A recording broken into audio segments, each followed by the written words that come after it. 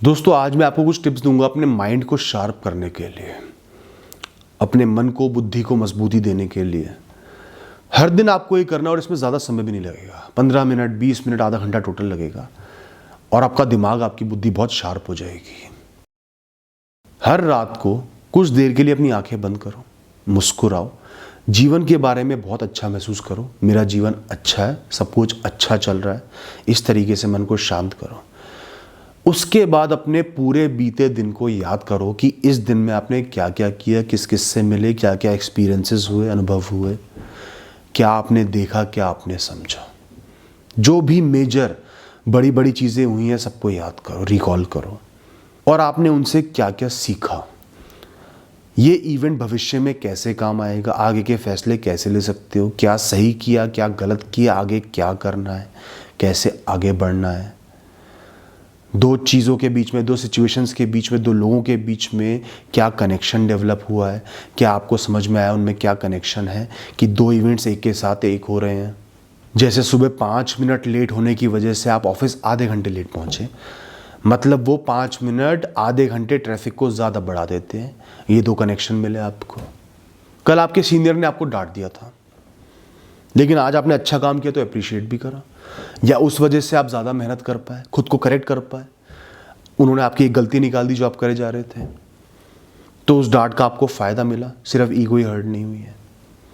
इस तरीके से मन को शांत करके, पूरे दिन को रिकॉल करके ऑब्जर्वेशंस लेके आओ, सोचो कि आपके लिए बेहतर है और देखना आपकी बुद्धि कैसे शार्प बनती है, मजबूत बनती है, इंटेलिजेंट बनती है। और बहुत सारी ऐसी चीज़ें जो बहुत गहरी हैं, बहुत ज़रूरी हैं और कोई भी किताब आपको नहीं समझा सकती, वही ऑब्जर्वेशन समझा देंगी।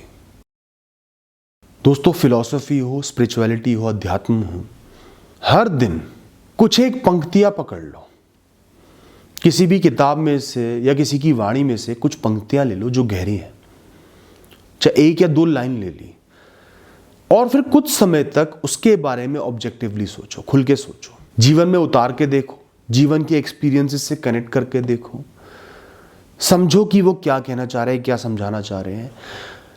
उन शब्दों को इस जीवन से, इस दुनिया से जोड़ के महसूस करने की कोशिश करो। जैसे अगर अध्यात्म कहता है कि ये जीवन एक सपना है, जैसे रात को सपना देखते हो, रात भर सपना देखा, सुबह उठे सपना टूट गया, ऐसे ही ये जीवन रूपी सपना एक दिन टूट जाएगा। तो इमेजिन करो, सोचो कि आपके साथ ऐसा हुआ है कभी? सालों से कोई इंसान साथ था, अचानक से चला गया, ऐसा लगा कि उनका साथ होना एक सपना था। यह अध्यात्म कहता है कि आपकी इंद्रियां आपसे अलग हैं, वो आप नहीं हो। वो आपको विचलित कर सकती हैं, वो आपको परेशान कर सकती हैं, फ्रस्ट्रेट कर सकती है। उन पे कंट्रोल करना ज़रूरी। तो एहसास करो कि आपको किसी चीज़ की बहुत चाह हुई, खाने की या किसी भी चीज़ की, और इंद्रियों ने आपको विचलित कर दिया, जबकि आपको उसकी ज़रूरत भी नहीं थी, भूख भी नहीं थी। और ऐसी अनगिनत बातें मैं भी करता रहूँगा, किताबों में भी लिखी है, धर्म में भी लिखी है, और भी लोग कहते हैं।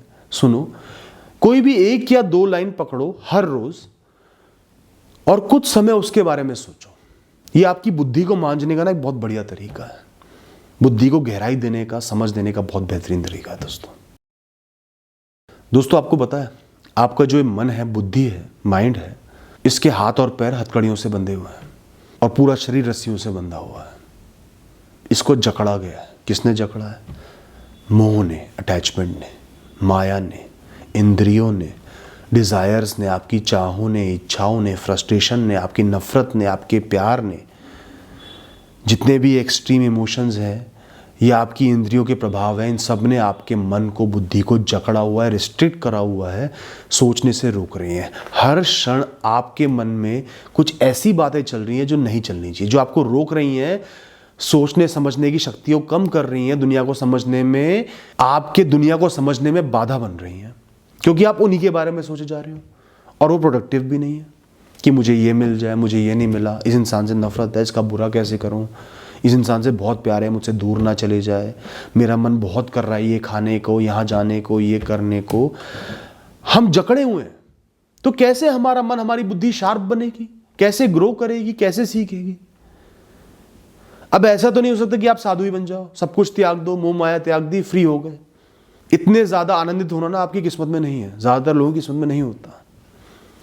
लेकिन हम ऊपरी सतह को तो तोड़ सकते हैं, उसके तो नीचे जा सकते हैं, कोशिश तो कर सकते हैं, इन चीज़ों में कमी तो ला सकते हैं, दिमाग को थोड़ा सा फ्री स्पेस तो दे सकते हैं। लोगों को माफ़ करना सीखो, माफ़ करो और भूलो, आगे बढ़ो।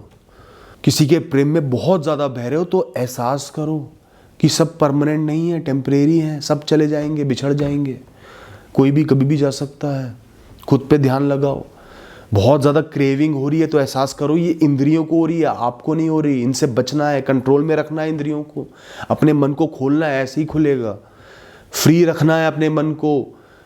सोचो कि आप एक चिड़िया हो, एक सोने के पिंजरे में कैद हो, उसको तोड़ के आपको बाहर निकलना है, हवा में उड़ाने लगानी है, उड़ना है, उड़ते जाना है। इस बात का हमेशा ध्यान रखना कि आपका जो मन है, बुद्धि है, ये ब्रह्मांड का दरवाज़ा है, इस दुनिया की एक एक चीज़ का एक एक ज्ञान का दरवाज़ा है। इसमें असीम शक्तियाँ हैं, हम उनको ब्लॉक कर देते हैं, ये जीवन उनको ब्लॉक कर देता है, हमें ग्रो नहीं होने देता, हमें भटकाए रखता है। ये जीवन एक गेम है हमें भटकाने का, गलत राह दिखाने का, कंफ्यूज करने का। और जहां आपने अपने मन पे फोकस करके बाकी सब कुछ सेकेंडरी समझ लिया, अलग समझ लिया, उन पे कंट्रोल लेके आ गए, वहीं आपका माइंड इतना शार्प हो जाएगा कि आपको कोई प्रैक्टिस करने की, कुछ स्पेशल करने की जरूरत ही नहीं पड़ेगी। दोस्तों, हर सुबह उठते ही ना सबसे पहले अपने आप को मुक्त करो, किसी भी एक्सपेक्टेशन से, किसी भी डर से, किसी भी तनाव से।